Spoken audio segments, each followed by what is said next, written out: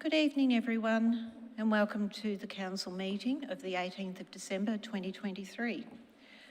We will commence the reading of the Acknowledgement of Country, and I call upon Councillor Stavro to read the acknowledgement. Thank you. I acknowledge the Wurundjeri Woi-wurrung people as the traditional owners and original custodians of this land and pay my respects to their elders, past and present, and elders from other communities who may be here today. Thank you, Councillor Stavro. I welcome you to tonight's Council meeting. Before we commence the meeting, I request that all mobile phones are turned off or switched to silent, please. Thank you in advance. The Council meeting is being live streamed on the Council website, so you can watch proceedings of the meeting, Council deliberations and voting. The meeting will also be recorded and made available on the Council website as soon as practicable after the meeting.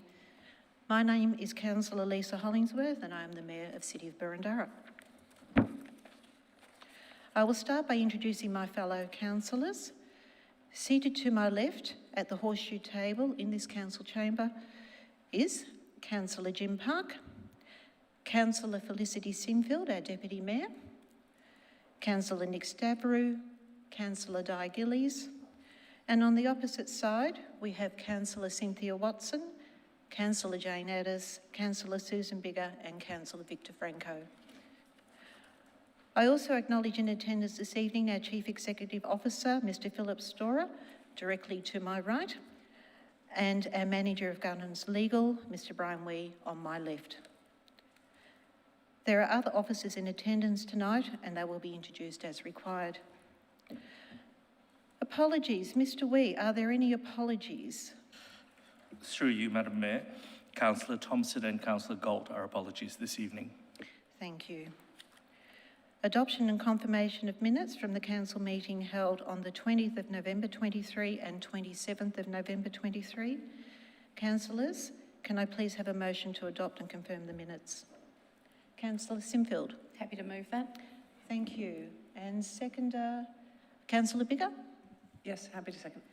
Thank you. Is there anyone opposed? I see no opposition. I'll put that motion to the vote.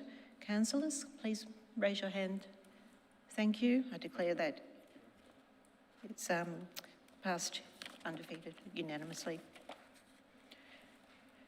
Declaration of conflict of interest of any councillor or council officers. Councillors, does anyone have a conflict they wish to foreshadow?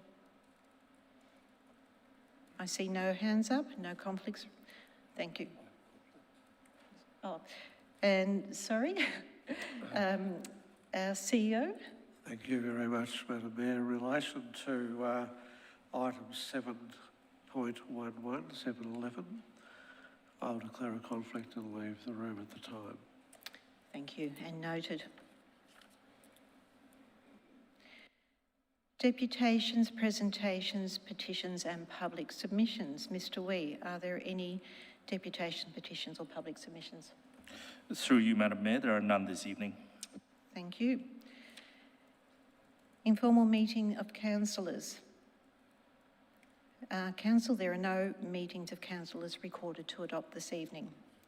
Public question time. I will just read public question time. Enables submissions of public questions prior to 12 p.m. on the day of the meeting. Questions submitted prior to 12 noon will be provided with a detailed verbal response as well as a response in writing. Those submitted after 12 p.m. will receive a verbal response if possible, but otherwise will be taken on notice for a more comprehensive written response and provided to the person in due course. Mr Wee, do we have any public questions? Through you, Madam Mayor, there were 3 questions submitted by 2 people before 12 noon and 1 question submitted just earlier this evening. Thank you. And as recommended, I will disallow the first question from Mr Franklin Rosenfeld under the governance rules because it did not clearly raise a question. It also did not meet the governance rules for question because it did not relate to a matter on the agenda this evening, nor was it asked of an officer or councillor previously. Nevertheless, council officers will contact Mr Rosenfeld to discuss the matter with him further. The first question is from Mr Ian Hundley. Subject matter is correspondence between Council and North East Link project. Mr Hundley, are you here this evening? Welcome, it's good to see you here. Thank you for your question. This question is allowed in accordance with Chapter 2 of the Governance Rules. The question is, please advise the details of all correspondence that Council had with North East Link project on the proposed signalised crossing on Balwyn Road in Balwyn North prior to Council's public announcement of the project. I call upon Director of Places and Spaces, Mr Daniel Freer, to respond to the question. Thank you, and through you, Madam Mayor. Council has been advocating for a set of pedestrian signals on Balwyn Road at Gordon Barnard Reserve for several years to the Department of Transport, formerly Vic Roads, to improve the level of safety and access for pedestrians and cyclists at this location. This advocacy also involved an approach to the North East Link project for funding for the design and construction of the pedestrian operated signals. A total of $700,000 was provided to Council by the North East Link project for the pedestrian signals at this location. I note a response to the Freedom of Information request was provided to Mr Hundley on the 15th of September 2023. Thank you, Mr Freer. And a written response will be sent to Mr Hundley in due course. The second question is also from Mr Hundley, and it's with regard to community consultation. Thank you again for your question. The question is allowed in accordance with Chapter 2 of the Governance Rules, with relevant parts removed to allow the question to be read. The question is, please advise whether Council intends to public submissions for the 24-25 budget and subsequent annual budgets, and with a reform procedure that would permit the timely consideration of public submissions received. I call upon our Chief Financial Officer, Ms Amy Montari, to respond to this question. Thank you, and through you, Madam Mayor. Council is yet to turn its mind to the budget for the 24-25 year or subsequent years, and will make a formal decision regarding budget submissions at the appropriate point in time. Thank you. Thank you, and a response will be sent to Mr Hundley. Now, we have received a late question from Mr Theo Biller. Mr Biller, are you here? Thank you, and welcome this evening. Due to the lateness of your question, we're not able to respond to it this evening, but a written response will be sent to you. Thank you. Mr Wee, any notices of motion? Through you, Madam Mayor, we don't have any notices of motion this evening at item 6. Thank you. Presentation of Officers' Report. We have foreshadowed the possibility of submitting some of the agenda items en bloc this evening. So I would like to put to Council what is proposed, and that is that we table and discuss 7.1 and 7.2, but we have the opportunity to put 7.3, which is the October 23 monthly financial report en bloc, 7.5, which is the contract to painting services, 7.6, contract to Canterbury Sports Ground Pavilion renewal, 7.7, parking in ground sensors, 7.8, recommendations of the Audit Committee, 7.9, revised delegation of Council to Council staff, 7.10, instrument of subdelegation and instrument of appointment of authority, and 7.11, CEO employment and remuneration policy. Councillors, I ask if there's any questions. Councillor Stavrou. Madam Mayor, given what the CEO noted a bit earlier, may we get the 7.11 excluded to do it differently, given that there's the conflict that foreshadowed? Sorry, 7.11 is potentially an en bloc item. Yeah, and given the CEO's declaration of potential conflict, we may want to exclude that. Thank you. Yeah. I understand. Thank you. Mr Storer will leave the room and be back shortly. Councillor Biggar.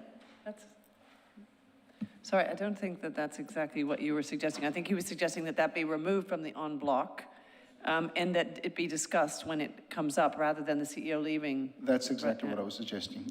Well, why don't we just move that? I'm happy to move the, The en bloc proposal.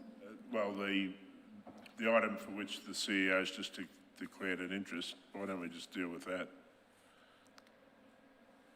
Yeah, well, Is he dealing with? yeah, well, he's already gone, so. Okay.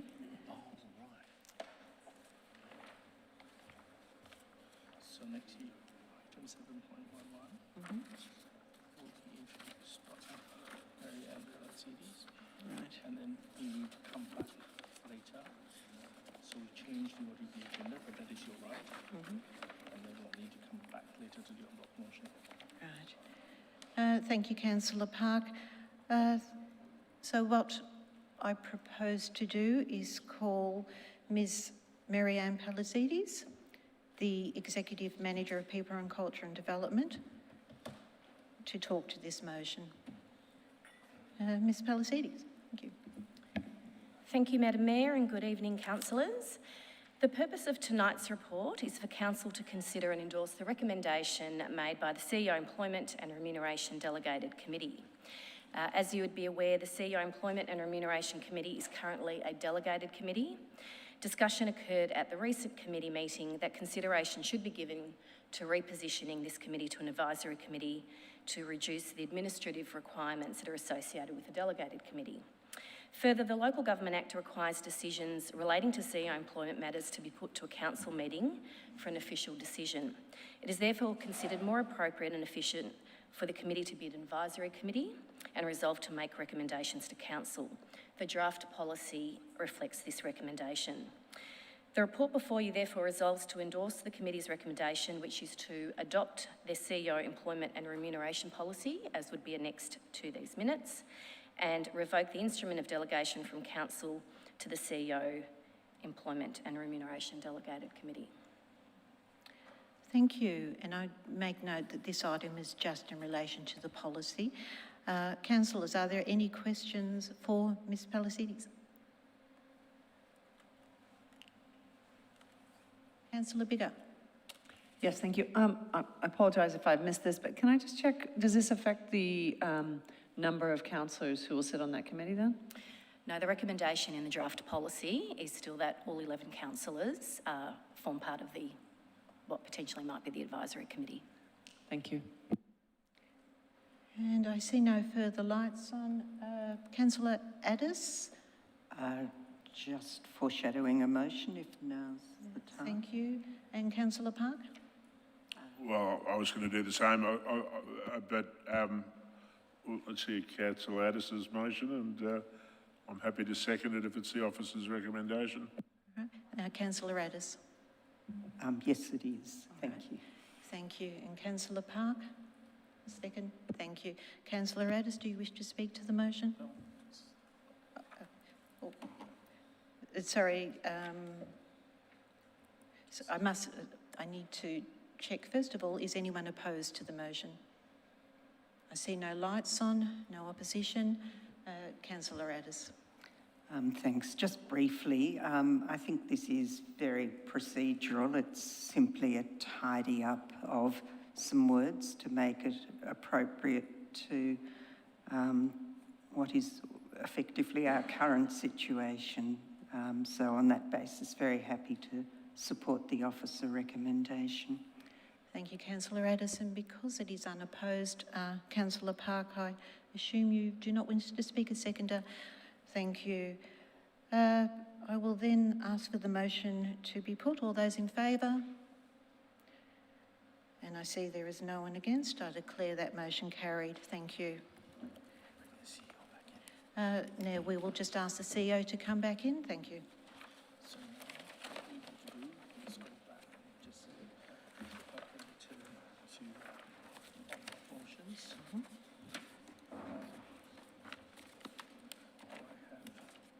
a search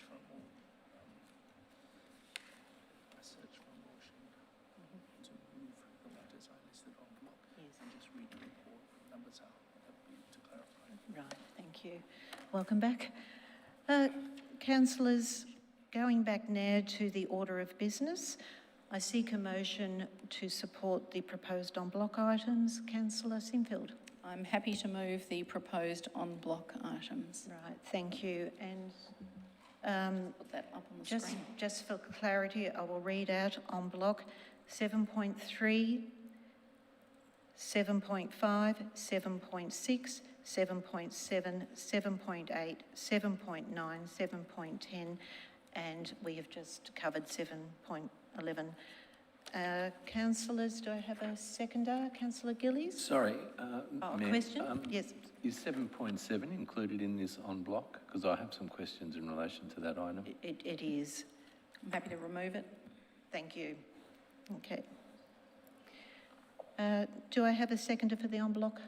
Councillor Gillies, I believe you were first? Yes, thank you. So noted. Do I have anyone in opposition? No? Councillor Sinfield, would you like to talk to your motion?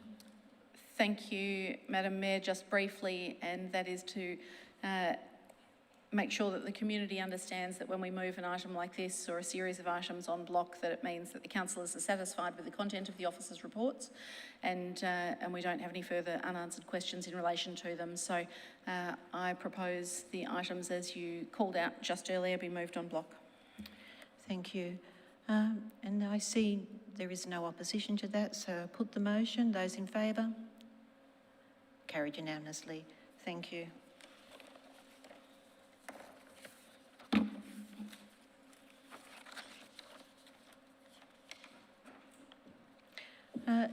Now we will proceed with item 7.1, adoption of the Burundara Disability Access and Inclusion Plan. Councillors, first of all, I will call upon Fiona Brown and Director of Community Development, Ms. Kate Bikaki, thank you. Ms. Brown, would you like to speak to this? Yes, thank you. And through you, Madam Mayor, the purpose of the report tonight is to seek Council's endorsement of the Burundara Disability Access and Inclusion Plan 24-28, which is attachment 1, acknowledge and provide the responses to the community submissions received during the public exhibition period of the draft Disability Access and Inclusion Plan, which is attachment 2, and acknowledge the support and contribution from the Disability Advisory Committee in the development of the plan. The new plan will replace the Disability Action Plan 2018-22, which expired at the end of 2022. It responds to what Council heard was important to our community during the community consultation undertaken in 2022 and meets Council's legislative requirements under the Victorian Disability Act to prepare a Disability Action Plan. The plan provides for a 4-year vision and a 2-year implementation plan, with a new implementation plan to be developed in 2026. This will ensure that the actions stay relevant and respond to current emerging needs, issues and opportunities. This plan was informed by 7 stages of research, consultation and development. It included extensive communication to ensure we heard from people with disability, their families, carers, advocates, support organisations, special education schools, and businesses with links to the disability sector. In total, Council analysed 361 responses to inform the development of the plan, and this included the 11 submissions received during the public exhibition period. Feedback was also received from our Community Disability Advisory Committee over 5 meetings during the development of the plan. 4 minor amendments were made because of the feedback received, and these are outlined in the report and captured in attachment 1.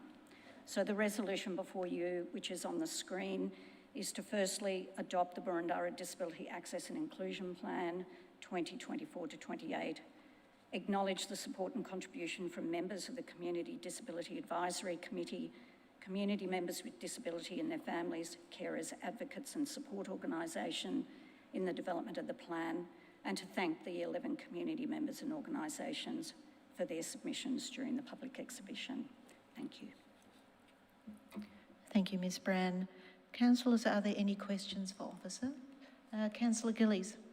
No question, thank you, Chair, but I have a motion when the time is ready.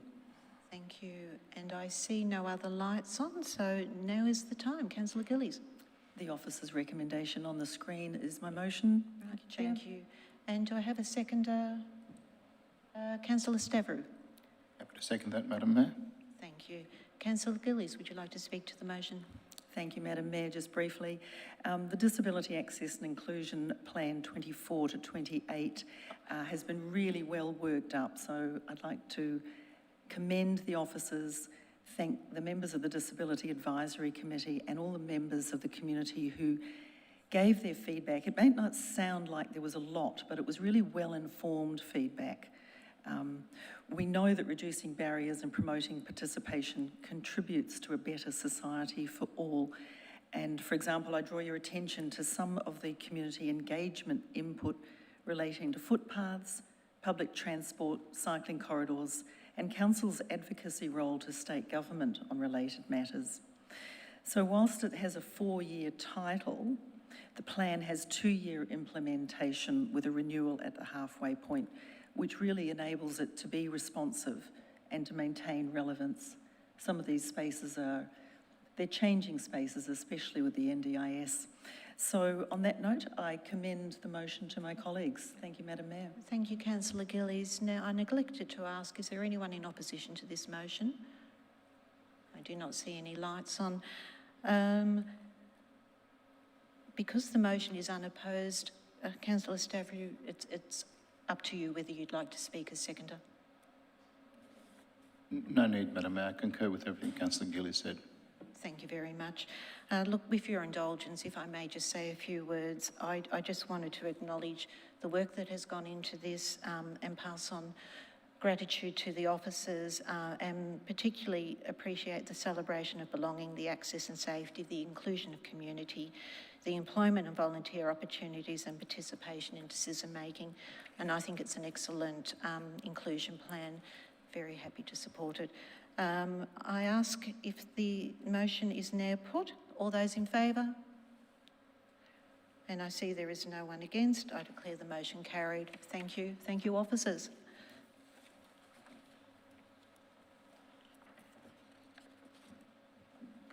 The next item, I believe, is 7.2, which is the Kooyong Road Hawthorne Abandonment of Amendment C284 PT to BORO. This item will be presented by Michaela Carter, Strategic Planner, or Principal Strategic Planner. Welcome, Michaela. How are you? Thank you, and through you, Madam Mayor. The purpose of this report is to seek a resolution from Council to abandon Amendment C284 Part 2 to the Burundara Planning Scheme. The amendment seeks to apply a permanent heritage overlay to the property at 36 Kooyong Road, Hawthorne. On the 6th of November this year, a Ministerial Advisory Committee report recommended the property not be included in the heritage overlay, finding the thresholds for local significance for criterion D, E and H have not been met. On the 4th of December, Council's Urban Planning Delegated Committee, the UPDC, considered the Advisory Committee report and accepted the recommendation, resolving to refer the amendment to an ordinary meeting of Council for abandonment. Officers recommend Council abandons Amendment C284 Part 2, consistent with the resolution of the UPDC, and writes to the Minister for Planning to inform them of Council's decision. Thank you. Thank you, Ms Michaela. Councillors, are there any questions? I don't see any lights on. Being no questions, is there anyone prepared to move a motion? Councillor Biggar. Yes, the officer's recommendation, please. Thank you. And seconder, Councillor Watson. Yeah, happy to second. Thank you. Councillor Biggar, would you like to speak to the motion? Yes, briefly. This is, thank you first to the officers. And I suppose it's always disappointing. This is largely, at this stage, you know, this is effectively the final step we need to take over really what's been a 7-year period.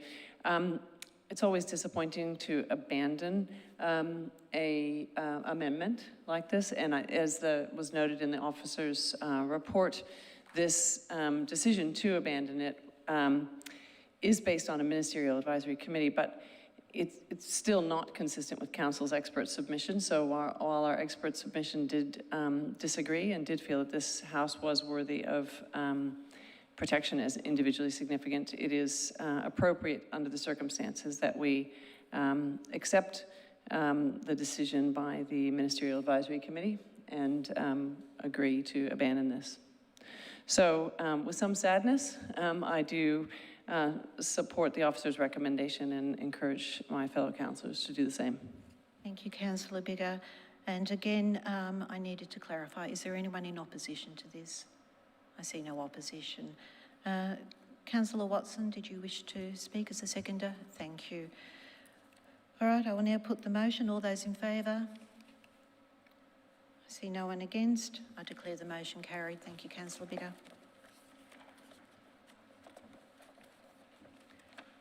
We now move on to item 7.4, St James Park Draft Master Plan. And I call upon David Shepherd with our Director of Urban Places, Daniel Freer. Mr Shepherd, thank you. Thank you, and through you, Madam Mayor. This report is to present a draft master plan for St James Park for council approval to release for public consultation. St James Park is one of the most significant parks in Boroondara, and the need for a master plan to set the direction for its future development was identified in the open space strategy. St James Park is largely formed and significant change is not required. The focus of the master plan is on conserving the character of the park and renewing its key features, including significant trees and the cenotaph. The intent is to commence community consultation on the draft plan early in 2024 and then return to council with an updated plan later in the year for adoption. The plan lays out a concept for the old Petonk area with funding for the project to be considered in future budget deliberations. The majority of the other works proposed in the plan can be funded through existing budgets. The officer recommendation is on the screen and I commend that to you. Thank you. Thank you, Mr Shepherd. Are there any questions? Councillor Watson. No questions, but would like to move the motion at the appropriate time. Thank you. And I see no other lights on, so Councillor Watson, would you like to move your motion? Yes, I would like to move the officer's recommendation, please. Thank you. And do I seek a seconder? Sorry, Councillor Sinfield, thank you. Now, to assist the mover, is there anyone in opposition to the officer's recommendation? I see no lights on. Councillor Watson, would you like to speak to your motion? There is actually a light on. Councillor Biggar's light is on. Yes, I would like to speak to the motion. As we've heard the officers say, St James Park is a very special place in Boroondara and it does need a master plan, but I wanted to speak tonight about the importance of the St James Cenotaph to Boroondara and to our community.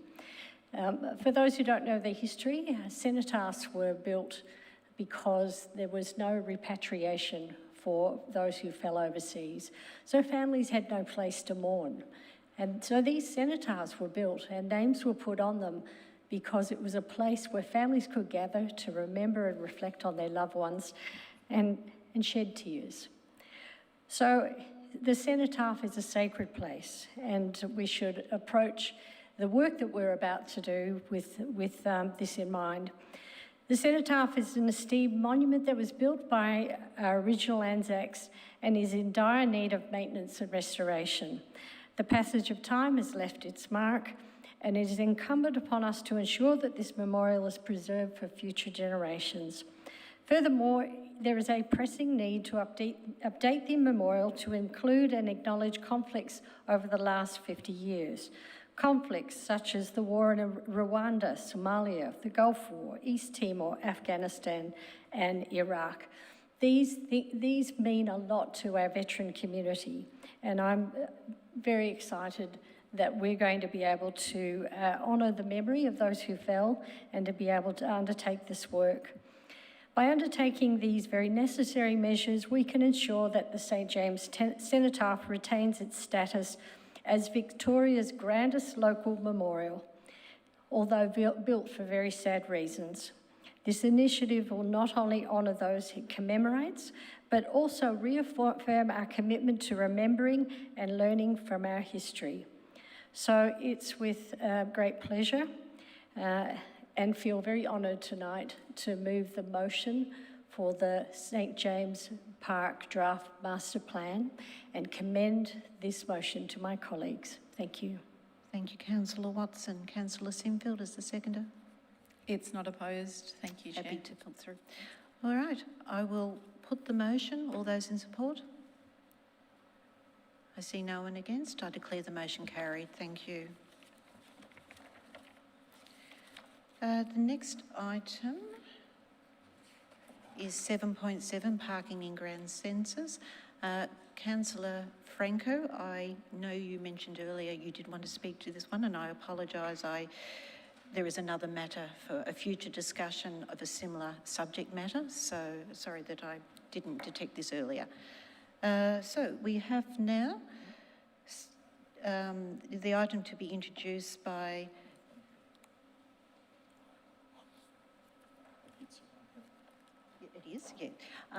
by Yvonne Hill, the Policy and Project Specialist, and sitting beside Yvonne is our Director of Urban Planning, Mr. Scott Walker. Thank you.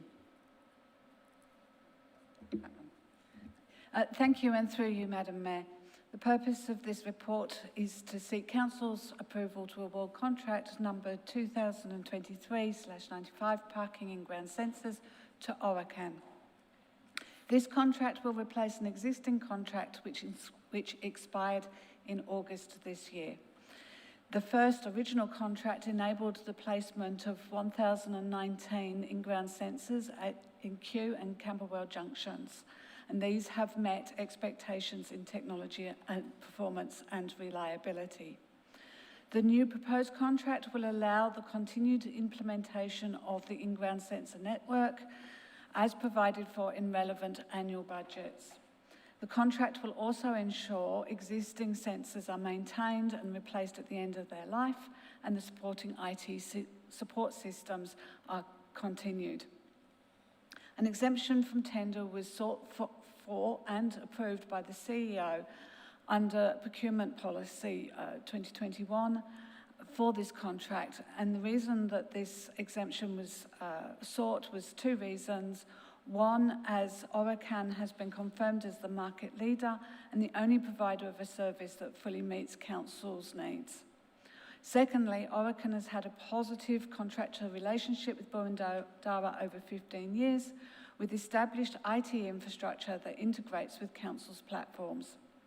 Given that Boroondara is about to go through a technology transformation, it is prudent to wait until the transformation is complete before considering any change in the parking sensor vendor. Council approval is now required for the contract arrangements to be put into place. The officer's recommendations are on the screen and we commend them to you. Thank you, Ms Hill. Councillor, any questions? And Councillor Franco. Thank you, Chair. I have a few questions, and my questions are driven by a general unease with the exemption to go to tender. So I'd like to understand, the report says that we've had a 15-year relationship with the contractor, but the last contract entered into was in 2018. So did we go to tender in 2018 or 15 years before, or for any of the previous services?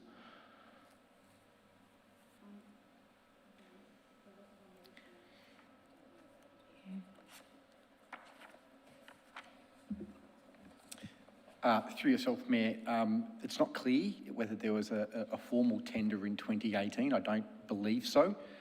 We believe that was using existing technology. However, there has been a previous tender in relation to this service. And can you advise when that tender was? Through yourself, Mayor, that was when it was originally set up in 2004 through this provider. So,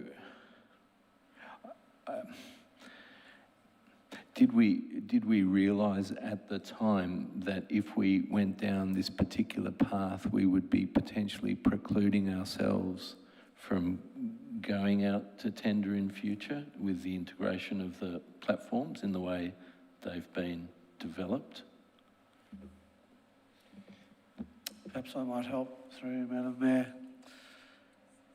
I think the situation we are confronted with is that the technology which sits with these particular sensors, the ones established in the ground already, is essentially tied to software which is established, and what may well have been in people's minds at the time that was first set up was that over time other providers would come into play and the technology would actually be designed, the software would be designed so that you could apply it to multiple different technologies. The reality is it hasn't actually gone that way.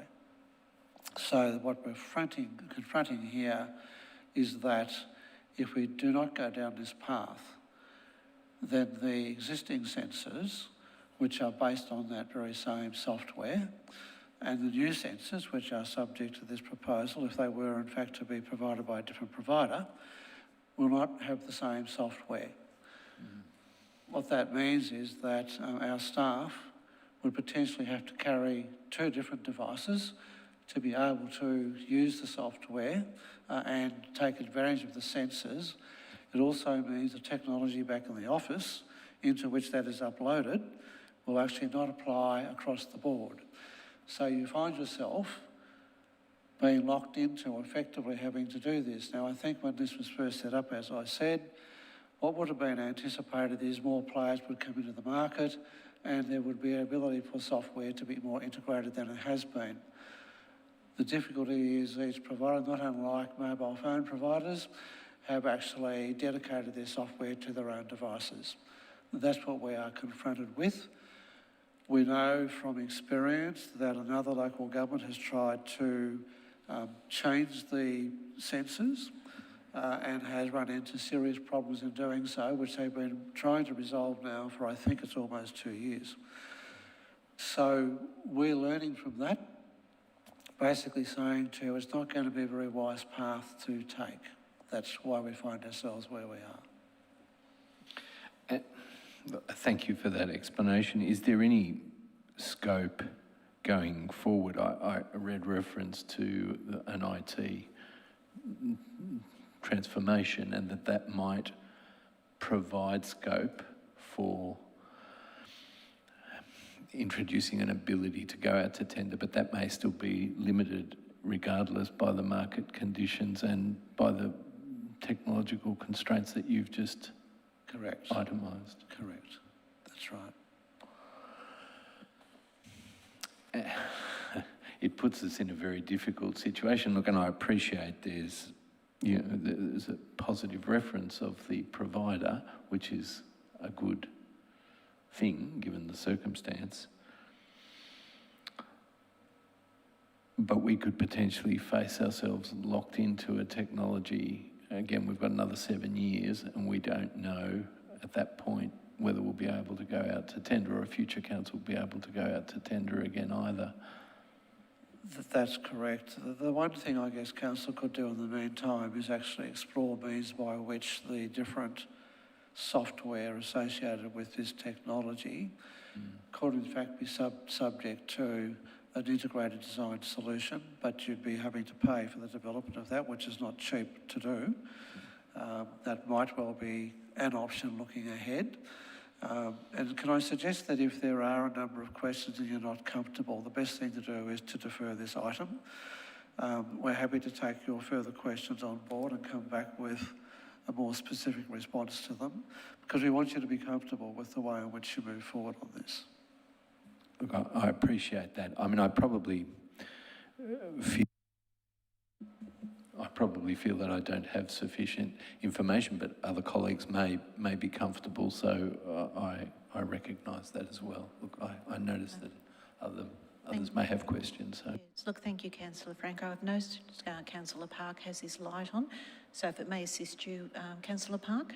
Thank you. I just wonder, On page 142 of the reports, it makes reference to the technology transformation, as it's labelled, and that it's prudent to wait until completion of that before considering any change.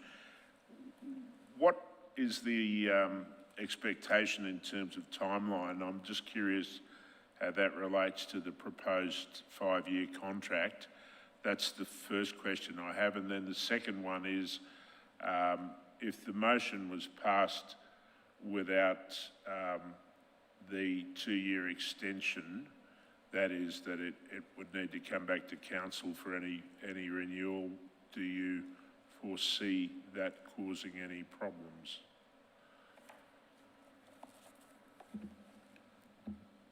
Again, through yourself, Mayor, in terms of the relationship between any decision to consider alternative technology in the future, that's really once the embedding of the transformation has taken place. Now, that's going to take a few years for that to be set up and to be embedded and take place.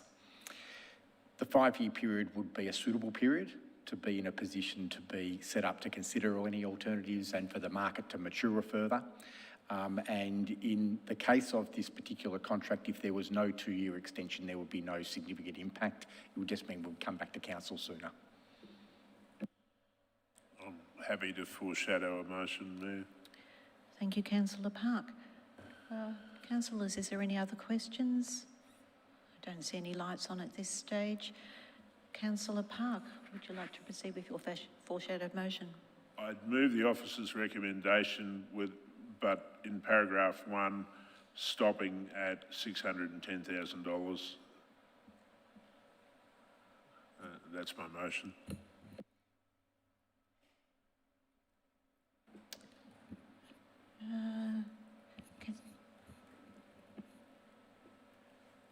Bear with me, please.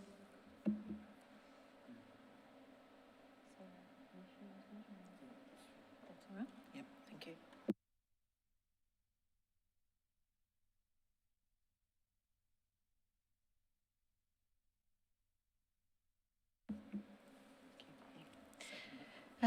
So I seek a seconder. Oh, sorry, Councillor Stavrou, is your light on for a question or to second? I'm just thinking whether we ought to modify point 3 as well, in terms of the reference of optional extensional periods. Thank you, yes.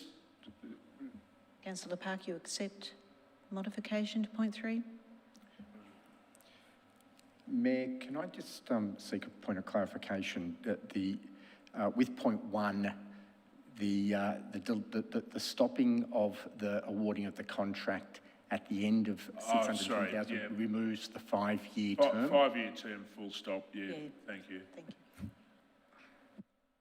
Too close to Christmas, I think. I had the same questions. Thank you for that. All good.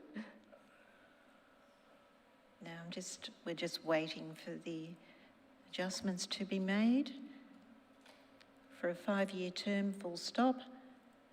And then number 3 is proposed to stop after the approved annual budget, full stop. Perhaps just in respect of paragraph 3, I'm wondering what future variations we would be anticipating.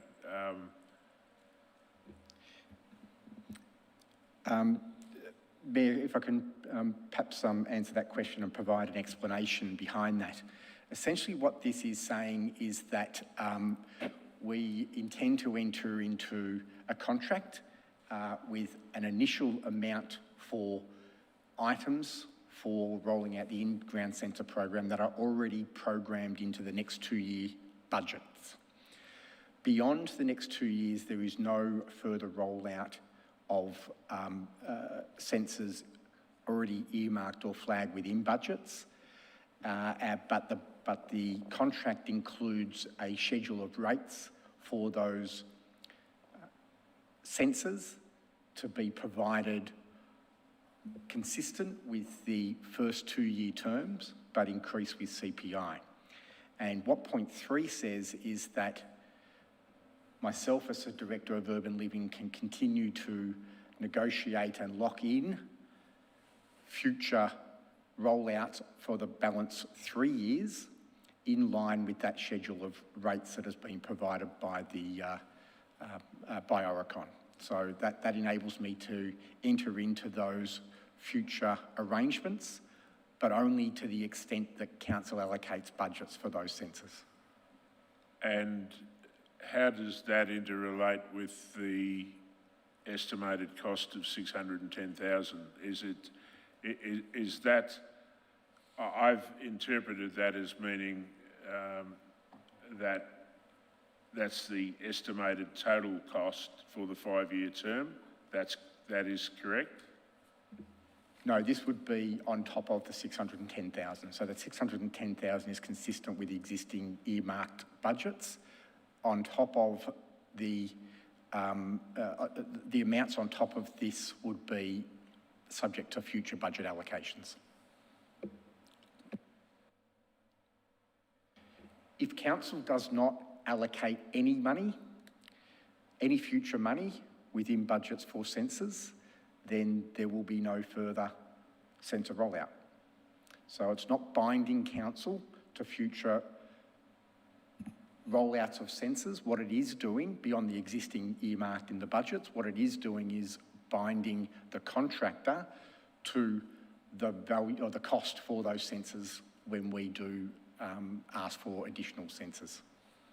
I'm just concerned that as it currently reads, paragraph 1 would mislead most people, and I think it needs to be expressed in a way that's not misleading, because if what you're saying that the 610,000 approximate cost would be expended in the first, I didn't catch if you said 2 or 3 years, but I think we need to make that clear for the purposes of transparency. So I'm happy to hear a suggestion about how that might be incorporated. Yep. Madam Mayor, could I suggest that we have an adjournment? I agree with everything Councillor Parker's saying. He's raised a lot of my concerns. I just don't, I feel that, I think that motion is misleading. It doesn't exactly grasp what the outcome is. So in the interest of getting the motion right, I propose that we Thank you, have a Councillor Watson. momentary adjournment. Thank you. Happy to second that, Chair. All right. Can I see a show of hands, please? All right, everyone's happy to adjourn. May I put forward an adjournment for 10 minutes to give officers time to work with councillors to look at the words. Thank you.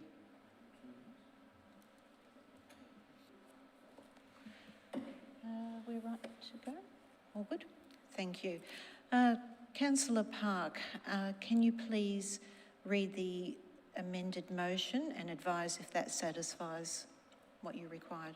It is satisfactory, Mayor, and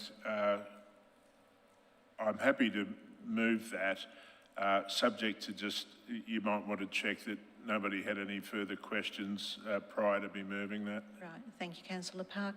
Councillors, is there any other questions? Councillor Watson? Yeah, just want to test out item 3, where it says execute future contract variations.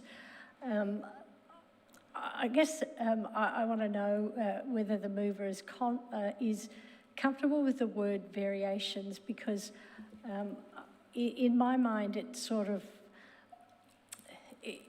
implies that there is scope for movement that doesn't have words around it that would make you think that such movements are controlled. I'm wondering whether a removal of the word variations would be in order. And I'll defer to Councillor Park for his thoughts on that. Thank you, Councillor Watson. Mayor, I'm actually comfortable with that, because the overarching control is the budget process, so it's it seems to me that the requirement that it be in accordance with each year's approved budget is the relevant control. There may well be the need for variations, for example, as our digital environment changes, that might generate the need for variations in what needs to be done. So I think, I mean, personally, I am comfortable with that, but again, happy to listen to any suggested changes. I'm happy to second the motion. Just wanted to test that out. Thank you, Councillor Watson. Now, I'd I've like to noticed ask a Councillor... question. Yeah, thank you, sir. I just noticed Councillor Stavrou had his light on first, and then I'll come to you, Councillor Franco. I think Councillor Watson beat me to the punch there. I was going to say that I'm comfortable with the word variations for the reasons Councillor Park mentioned, and I was happy to second it, but... Right, thank you. Councillor Franco? I'm going to put the case again that Councillor Watson has put and explain why I agree with Councillor Watson's initial position. We were advised, I understood, that it wasn't contract variations that were going to be entered into, rather the potential purchasing of additional in-ground sensors in accordance with the schedule of rates in the proposed contract. Now, if that's what's intended, that's not a contract variation. That's purchasing on the basis of a schedule of rates in the contract. Now, so I'm not comfortable with that clause. I know Councillor Stavrou, others may want to revisit it, said they're okay, but Right, thank I'm you, uneasy Councillor with it. Franco. I'll just ask Mr Walker if he'd like to respond to that. Thanks, Mayor. Through yourself, this particular clause has been one that's been discussed with our procurement and contracts area. And essentially what will happen is that there will be an amount nominated within the contract as a variation when those budgets are allocated. So it will actually specify the amount and the extent of purchase for that particular financial year. So in the view of the finance team, procurement team, that this would be the best way to manage those particular allocations on a year-by-year basis beyond the first allocations up to 25, 26. No budget, there's no variations. If there's no budget allocated, there's no variations needed.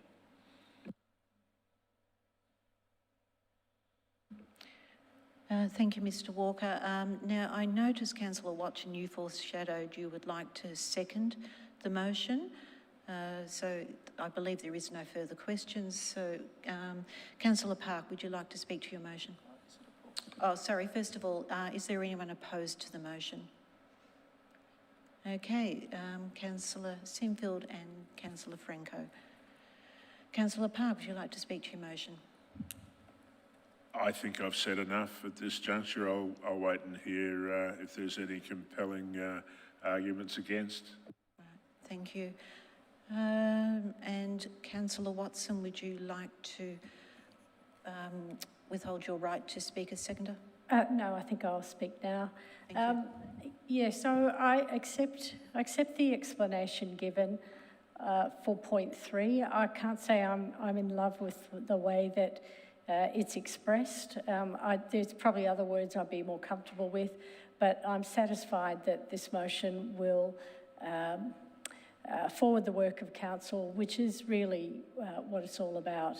So on that basis, misgivings put aside regarding a little bit of wordsmithing, the intent is right. I'm happy to second. All right. Thank you, Councillor Watson. Councillor Sinfield or Franco, anyone in opposition, would you like to speak? Councillor Franco, your light's on first. Thank you. Look, I won't repeat all the issues. I think we've all discussed them and we have varying levels of comfort. I do think this motion is an improvement and I thank Councillor Park for putting that forward. I'm a little bit torn in my view and I understand the arguments put forward, but look, on balance, I'll vote against in this instance. Thank you. Councillor Sinfield. Thank you, Mayor. I will keep my comments brief and my opposition to this, while I'm appreciative of the changes made and echo the comments made by Councillor Franco as to the improvements made to it by Councillor Park.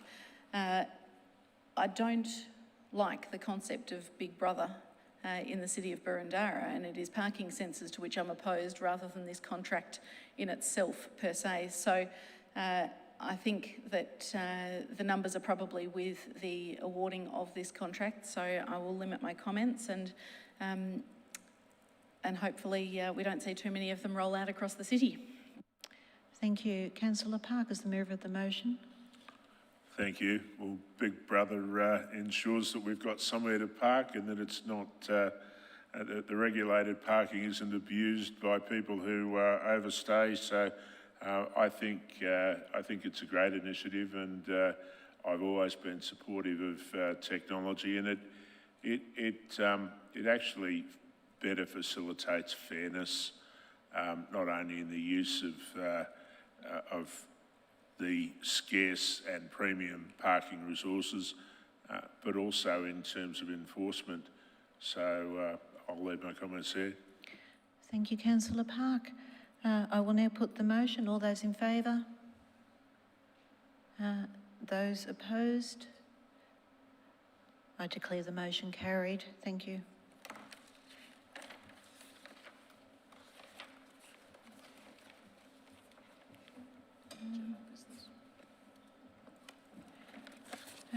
Councillors, we are now up to item 8, general business. We have one item here, 8.1, leaves of absence for Councillor Thompson and Councillor Galt. Councillors, I'm in search of a mover to move the motion that hopefully in seconds will be appearing behind me.